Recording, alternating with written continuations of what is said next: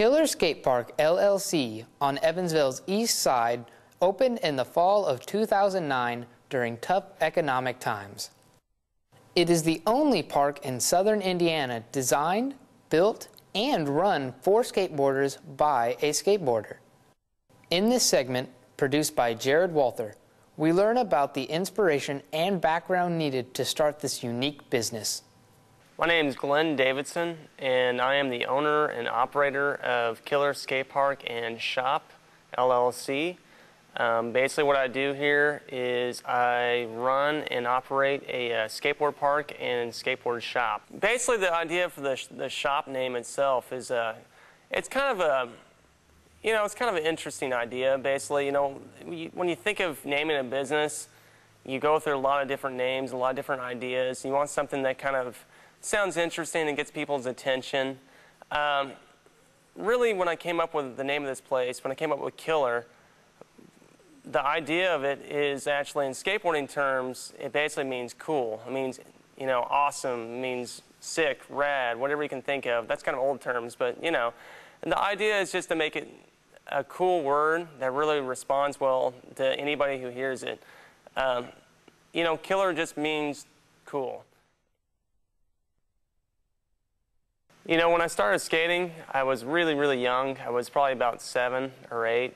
And what had happened is my dad had some rental property, and he had brought home some old banana boards, is what we used to call them. They're really little skateboards in the 70s that somebody had left behind.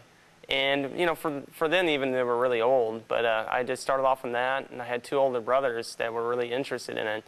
And they just started out and just took them down the hill. We all fell down a lot and just got really into it. And I had a neighbor move in just across the street. And this is back in the 80s. This is probably like 87 or 88. And my neighbor had, at the time, a modern skateboard. It was really cool. It was a Keen surfboard. It was totally different from everything else we'd seen. And, we didn't really understand skateboarding. We thought you just rode a skateboard and turned around, and that was all there was to it. And he did the first trick we ever saw. He took a skateboard and just jumped off our porch. And when he did that, we couldn't believe that he actually did something on a skateboard besides turn or go down a hill. So at that point, we were all just totally hooked, and we just thought that was the coolest thing ever, that you could actually do tricks on a skateboard. And ever since then, I've been stuck on it. I've just always wanted to ride one. Before I had this place, my whole life, I've always built ramps. I started when I was a little kid. My dad was an engineer, and he figured out how to build skateboard ramps from just a skateboard magazine like Thrasher or Transworld.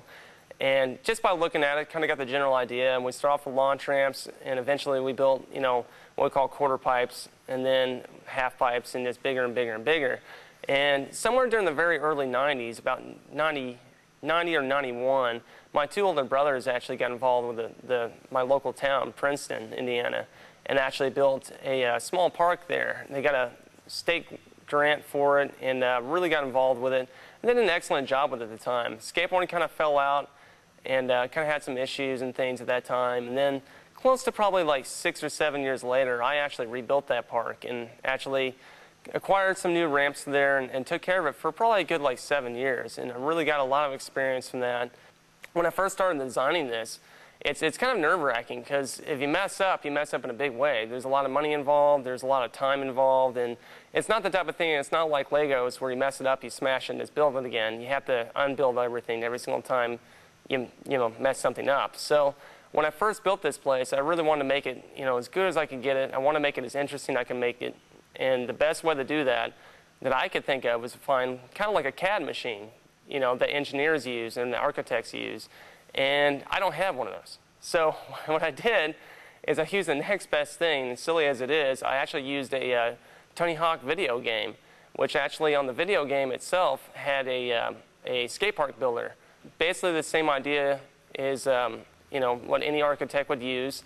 And you're able to move around each individual obstacle and ramp and everything and kind of put it in its place, kind of get a general feel for what it's going to look like.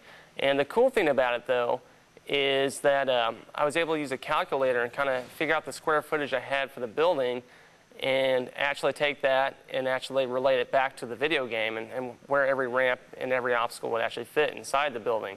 And it helped a lot. You know, it really made it easier to see how things would fit together, ensured that I would have a lot more flow to the park as well. I do a lot of things. I mean, one thing I do, obviously, is I take care of all the ramps. That's something that has to be, you know, worked on all the time. I probably do that at least, you know, if not every couple weeks, you know, sometimes even every week even. There's always some sort of maintenance. I'm really fidgety. I like to make new stuff all the time. It's just a weird bad habit I have. I like to constantly build things, so there's really a never-ending project on that. I sell stuff, obviously. That's a very important aspect of my job. Selling skateboards, we're selling, you know, wheels, bearings, trucks, the decks, shoes, the whole thing.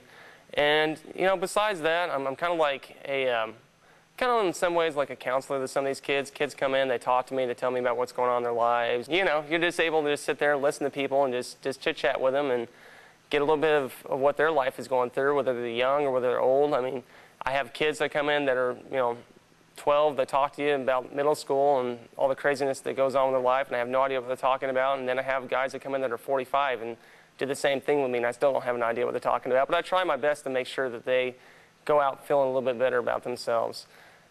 Really, besides that, I just, you know, I kind of have to skate. I'm a skateboarder. A big part of my job is actually just being out here, getting out and promoting this place by being a skateboarder, actually showing that I actually participate in this and that I'm part of this lifestyle. And besides that, really, we have projects we do all the time. I make skateboard videos.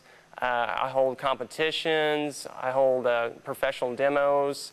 We also go other places as well, actually, outside of the building. We go to, you know, other skate parks in other towns, and, you know, I have my own shop team that I actually take with me. Sometimes we'll put demos on for them or help them do competitions in other towns. And a big part of my real job is just being a skateboarder itself. The skateboarding is really not a defined sport. It's not even really a sport, really. It is more of an art. There's no real rules to it. You know, just as a painter goes to a canvas, you can make broad strokes and you can make dashes, you can add ink, you can add latex paint, any type of material you can think of onto a, you know, a canvas. The same is true for a skateboard. You know, you can take a skateboard to anything. You can take it and you can grind a rail, or maybe you can ride on the rail somehow, even though you're not supposed to, or maybe you can find a whole new way of skating something that no one would ever even think of. It's just you. It's just completely whether you want to go further or not. And, you know, it's just kind of a cool thing because you can always learn more on a skateboard. There's always something else. There's always more to it. You don't have to struggle so hard compared to other activities to get good at it. Maybe you won't be the best at it necessarily right away, but there's always something interesting to do on one. Skateboarding is extremely dangerous sometimes. It's a very good idea to wear full pads, including knee pads, elbow pads, and a helmet. I highly recommend this for anybody. It's a very good idea to skate at your own pace. Don't ever skate beyond what your means are. Definitely start off easy, learn the basics, and go from there. Try your best to pay attention to your surroundings, and always skate with safety gear if you can. I myself have skateboarded for 24 years. I don't know if I'm really a pro by any means, but I do get paid to skate sometimes, so I guess that's probably close enough. Definitely skate with pads, though. It's a good idea. For more information, please visit the website www.killerskatepark.com. You can also visit the park at 1315 North Cullen Avenue off of North Green River Road. We hope you enjoyed this month's Community Link, and thank you for watching.